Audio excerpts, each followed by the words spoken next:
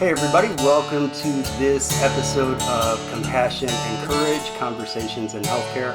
I'm your host, Marcus Engel. This is the podcast where we teach compassionate communication, provide perspective, and inspire resilience. Hey, we want to thank everybody who is continuing to interact on social media with the podcast. If you have any questions or topics you want us to cover, etc., please feel free to throw those out there into the Facebook universe and the YouTube universe, and we'll try to get to those too. So today we wanted to talk about, we titled this session, Public Service Compassion. And I was thinking about this, right? So I have done a lot of travel in my life.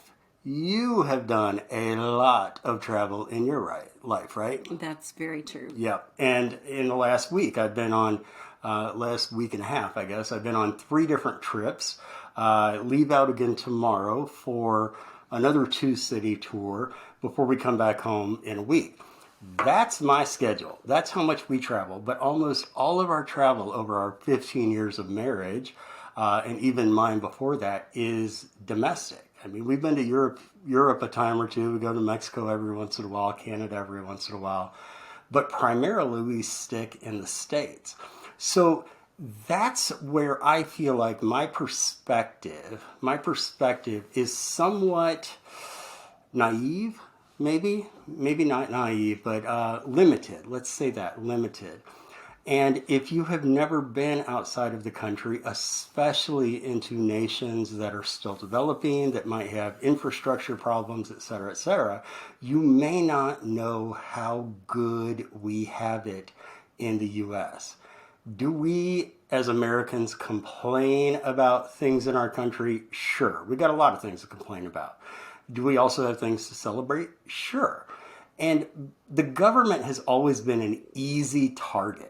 It's always been an easy target, right? People can always complain since the beginning of time. Man, these politicians aren't doing anything for us. You know, you do a good old man voice. I know. I've got a lot to look forward to, don't I? I tell you, my grumpy old man voice. I learned from my dad, who's the quintessential grumpy old man. It's his favorite movie of all time. He loves to think that he is one of the characters in that movie. So, why do I tell you this? All right, we complain about the government. We get tired because the other side is attacking us, or the other side feels like they're being attacked. And I get all of those things. But what reminds me that we live in a very great place is the simple fact that when we step outside of our home, there is not garbage all over our streets. There's not constant car wrecks because we actually have a light system and rules of the road, traffic laws. When I go to the bathroom in my own home, I don't have to worry that touching the water in the sink could get me sick, right? These are some of the privileges that we have in a developed nation that other nations would find so absolutely luxurious. It's something that keeps me trying not to complain, right? Trying not to complain, because even in America, the poorest of the poor in America still have an ability to have their needs met, right? And so I don't want to complain about the government, and I don't want to complain about how things are the way that they are. One of the things I find so beautiful about our country, and I almost have to pinch myself, and you're going to laugh at this. I almost have to pinch myself when I think about garbage service, waste management, trash removal, right? We take our garbage out to the street once a week. Some guys come by in a truck and take it away for us. That's so great. Our backyard is not filled with trash. Our backyard is not filled with empty containers and rotting food and whatever else you throw in the waste. I love that ability that we have to have a clean country, a clean city, because of our public services. And yet people in public services, especially like garbage men and those types of folks might not get the nod of recognition that they deserve. So you recently, on the lovely social media of nextdoor.com, you recently told me about a story from some of our neighbors about the garbage men in our neighborhood that I thought was so sweet and kind that this story deserved to be told on the podcast. So, you remember what this story was? I very much do, because I got a little overly excited about it, I think. And by overly excited, you mean you cried. I got a little teary, I guess. Yeah. I did. One of our neighbors was saying that he ran out. We have a really good nextdoor.com. I know some people don't. We have a really good nextdoor.com. But one of our neighbors was saying that he ran out on garbage collection day and waved the guy down and said, "Hey, I've got a chest of drawers that is broken that I need thrown away. Can you take it?" And the waste management guy said, "Yes, I'll take it, but large collection day is on a different day. If you put anything out, those guys will come take it, anything large. But, let's go get it." And he went in and helped him take it and threw it in the bin. And he said, "Well, I don't have any water, but I'll give you a soda." So he went and got a soda for all the guys in the truck. And he said, "I just want to tell you how good our collection guys are." And the people started writing in saying what they do for the collection guys. And one of them said, "Yeah, I always have waters for them, and I always give them waters. They're working in 100-degree heat. 90 degree, 100-degree heat." And one guy said, "I buy them lunch once a month." So he runs out, grabs food, and brings it back to the neighborhood so they can have a hot lunch while they're on the job. The ways that they help take care of them in the hot Florida sun. While they're doing things. And my little kids love watching them come by, and they'll stand and wave to them, and the guys will honk and be kind to their little kids so they can watch, because we've automatic arms that come and do the things, and how they're always so cute with their little kids. And it was just so sweet to watch how the neighbors participate with the guys, and how the guys react and are always engaged with the neighbors in a way that I didn't know, because truthfully, I'm not usually up at 7 a.m. when they come to our street.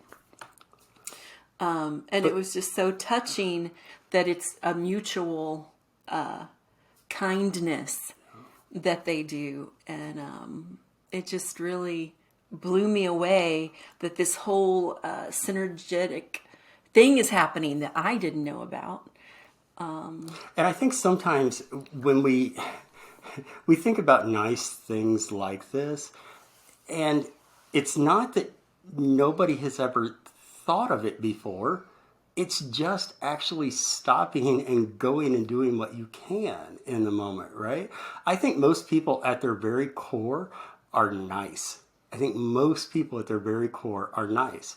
But sometimes we just need a reminder.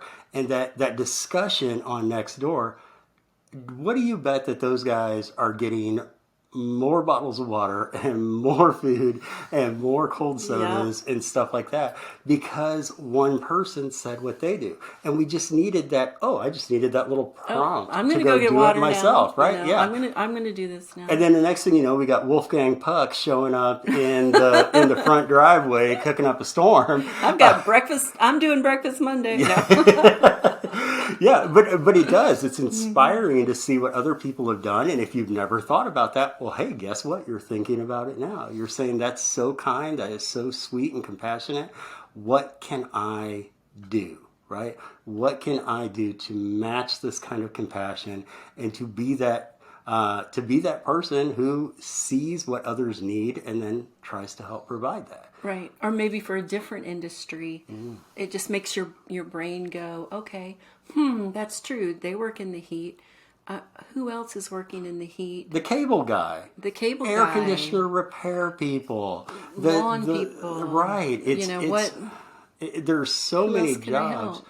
right, that are out in the sun. I even think of like a cable repairman. Well, I'm not going to give him any money. The cable companies are, I'm not going to give him any money. Sorry. I'm not going to give him a water. The cable company's ripping me off. No, no. It's just a human being. It's just a human being. This person's hot. Give him water. It's not that hard.